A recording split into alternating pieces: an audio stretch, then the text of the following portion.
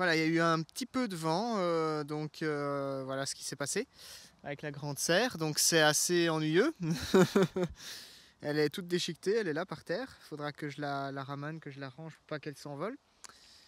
Mais donc là, on est face à un problème assez intéressant parce que voilà, on n'a plus de serre et l'hiver arrive. Bon, là, il y a il y a beaucoup de plantes qui sont plus trop utilisables cette année. Par contre, il reste un plant de concombre ici qui est en train de faire des concombres. Donc, regardez, voilà. Donc, il va falloir que je trouve une solution pour protéger ce plant de concombre du froid, étant donné que la serre n'est plus là. Voilà, elle s'est envolée. Donc, ça, c'est un problème. Il y a aussi les plants de tomates là, mais ils sont bientôt finis, donc c'est pas trop grave. Le basilic, le gingembre, tout ça, il faudra protéger du froid. Il y avait un fraisier aussi ici que j'ai déjà rentré. Donc voilà, il reste encore les patates et les patates douces. Donc tout ça, c'est des choses que je vais récolter prochainement. Donc voilà. Mais le concombre, voilà, les concombres ne sont pas encore prêts. Donc ça, je dois le protéger du froid. Alors pour ça, rien de tel que de mettre une petite bouteille comme ça. Donc comme ça, une bouteille, un bidon de 5 litres ainsi, dont le fond est découpé. Donc ça va permettre de faire une mini serre pour protéger les concombres à l'intérieur et éventuellement qu'ils puissent pousser. Ce serait pas mal qu'on puisse les avoir avant les gelées. Bon, maintenant voyons un peu ce que nous réservent les pots à pommes de terre. Je commence d'abord par enlever toutes les feuilles, puis je vais creuser avec une fourche.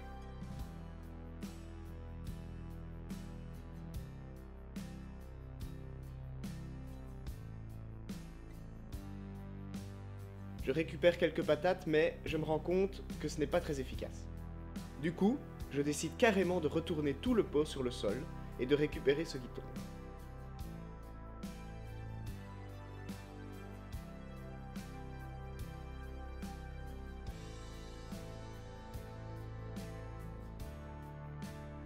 Donc je vous le rappelle, dans ce pot j'avais des patates classiques, qui ont relativement bien donné, et des patates douces, qui n'ont fait que de petites racines fines, mais qui seront quand même bonnes à cuisiner.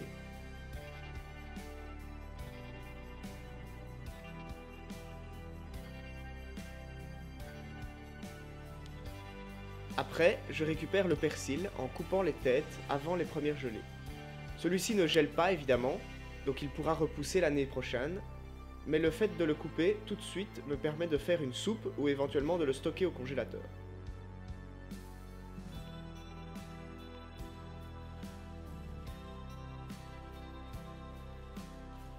Je coupe également les mâches, qui pourront être récupérées pendant tout l'automne. Celles-ci ne gèlent pas non plus. Donc les mâches peuvent être mangées en salade, je vous le rappelle.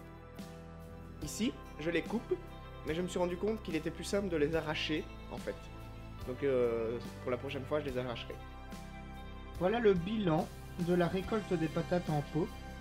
Bon, il y avait 2-3 patates qui venaient de restes qui étaient encore dans la terre, mais bon, il n'y en a pas beaucoup. Donc en gros, voilà ce que ça donne. Alors les petites racines rouges, ce sont les patates douces. Elles n'ont pas vraiment eu le temps de pousser plus que ça. Mais c'est déjà ça, à mon avis, ça doit pouvoir se manger. Donc il y a, à mon avis, un petit kilo de patates.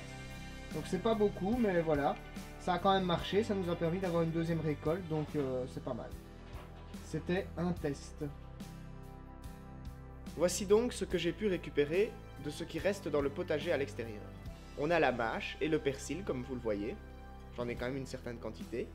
Et j'ai également récupéré les dernières tomates, qui ne sont pas toutes mûres, mais ce n'est pas grave.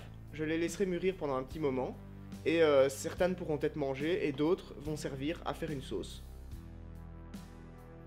J'ai également coupé le basilic, que je pends non loin du feu pour le sécher, pour assaisonner les plats.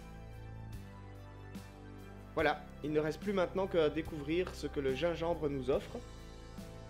Donc malheureusement, il n'y a pas grand-chose, mais c'était une expérience. La prochaine fois, j'essaierai peut-être de les planter plus tôt dans l'année, je ne sais pas.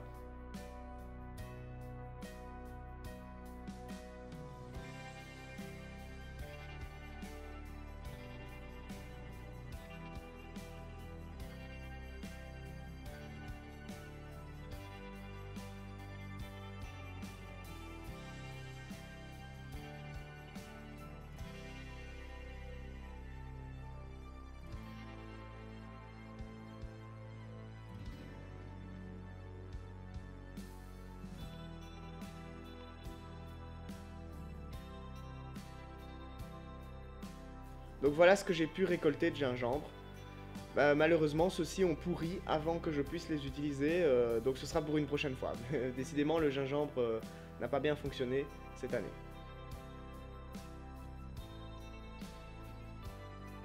Après tout ça, il ne restera plus que les poros à repiquer l'année prochaine, quelques fraisiers et bien sûr mon citronnier, qui avait un citron.